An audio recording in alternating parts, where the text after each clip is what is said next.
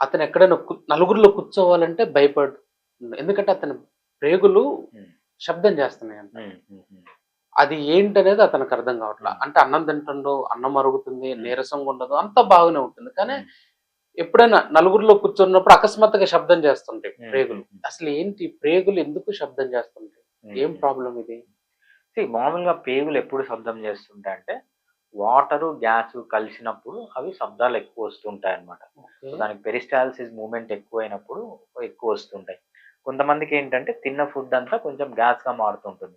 ఇవేంటంటే అక్కడ gut bacteria సరిగ్గా లేకపోవడం వల్ల ఈ ప్రాబ్లం వస్తుంటుంది అన్నమాట.